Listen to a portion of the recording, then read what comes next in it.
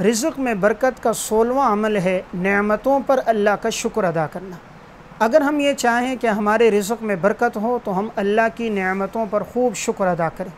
قرآن کریم میں اللہ رب العزت فرماتے ہیں لَإِن شَكَرْتُمْ لَأَزِيدَنَّكُمْ وَلَإِن كَفَرْتُمْ إِنَّ عَذَابِي لَشَدِيدٌ، اگر تم میری نعمتوں پر شکر کرو گے تو میں ضرور بے ضرور اسے بڑھا دوں گا، اور اگر تم ناشکری کرو گے تو میرا عذاب بہت سخت ہے۔ ما يفعل الله بعذابكم ان شکرتم وآمنتم وكان الله شاکرا علیما، اللہ تعالیٰ بھلا تمہیں کیوں عذاب دے گا اگر تم شکر کرو گے اور ایمان لے کر آؤ گے، اللہ تو بڑا قدردان جاننے والا ہے۔ اللہ تعالیٰ شکر پر انسان کو بدلہ دیتا ہے۔ اللہ تعالیٰ نے قرآن کریم میں ایک بستی والوں کا تذکرہ کیا، فرمایا وَضَرَبَ اللَّهُ مَثَلًا قَرْيَةً كَانَتْ آمِنَةً مُطْمَئِنَّةً يَأْتِيهَا رِزْقُهَا رَغَدًا مِّن كُلِّ مَكَانٍ۔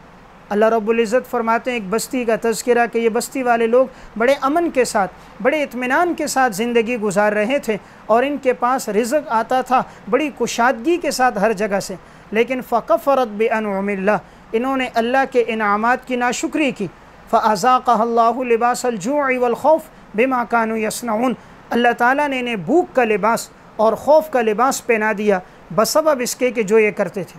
تو دیکھیں اس آیت میں اللہ رب العزت نے ایک بستی والوں کا تذکرہ فرمایا بستی والوں کو اللہ رزق دے رہا تھا، اور ان کے رزق میں خوب وسعت تھی، خوب برکتیں تھیں، لیکن ان کی زندگی میں کیا بات آئی؟ فَكَفَرَتْ بِأَنْعُمِ اللَّهِ، اللہ کی نعمتوں کا انکار کرنا شروع کیا۔ اللہ نے 2 عذاب دیے، فَأَذَاقَهَا اللَّهُ لِبَاسَ الْجُوعِ وَالْخَوْفِ، اللہ نے بھوک کا لباس پہنا دیا اور اللہ تعالیٰ نے ان کو خوف کا لباس پہنا دیا۔ دیکھیں بھوک کا تعلق معدے کے ساتھ ہے، لیکن اگر پورے جسم پر بھوک طاری ہو جائے، خوف کا تعلق انسان کے دل کے ساتھ ہے، لیکن اگر پورے جسم پر یہ خوف طاری ہو جائے پھر انسان کی کیا کیفیت ہوتی ہے۔ اس لیے اگر ہم یہ چاہیں ہمارے رزق میں وسعت اور برکتیں ہوں، ناشکری نہ کی جائے۔ اللہ تعالیٰ نے ان بستی والوں پر کیوں عذاب لایا؟ وجہ کیا بنی؟ ان کی زندگی میں ناشکری تھی۔ اس لیے جتنا ہم شکر ادا کریں گے اللہ اپنی نعمتوں کو بڑھا دیں گے۔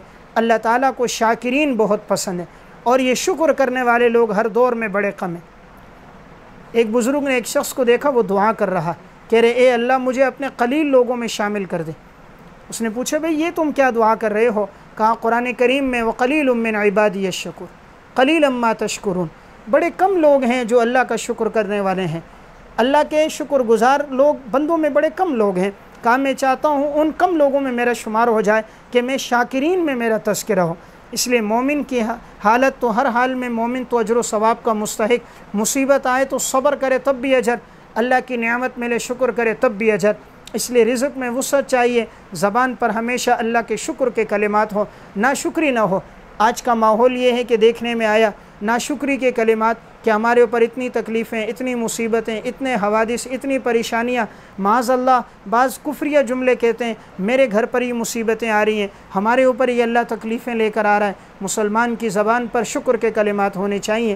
اللہ کی طرف سے آزمائش آتی ہے، وَلَنَبْلُوَنَّكُمْ بِشَيْءٍ مِّنَ الْخَوْفِ وَالْجُوعِ وَنَقْصٍ مِّنَ الْأَمْوَالِ وَالْأَنفُسِ وَالثَّمَرَاتِ وَبَشِّرِ الصَّابِرِينَ، اللہ آزماتا ہے، کبھی مال کے ذریعے، کبھی رزق میں کمی ہوتی ہے، کبھی پھلوں میں کمی ہوتی ہے، لیکن مومن ہر وقت زبان پر یہ کوئی مصیبت آئے اِنَّا لِلَّهِ وَإِنَّا إِلَيْهِ راجعون، یقیناً ہم نے اللہ کی طرف لوٹ کر جانا ہے، یہ اللہ ہی کی جانب سے مصیبت آئی ہے۔ وہ اللہ کے ہر فیصلے پر مسلمان راضی ہوتا ہے، اس لیے شکر ہونا چاہیے۔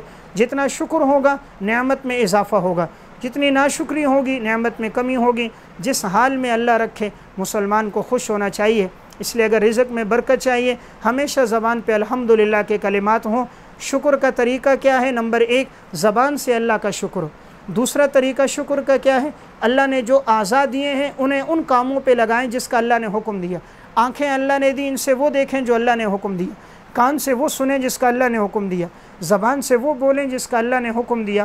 اعضاء کو ان کاموں میں لگانا، مال کو اس میں خرچ کرنا جس کا اللہ نے حکم دیا، یہ شکر ہے۔ اور زبان سے اللہ کا شکر ادا کرنا یہ بھی شکر ہے۔ اس لیے جتنا شکر ہوگا اتنا مال میں فراوانی ہوگی اور مال میں اضافہ ہوگا۔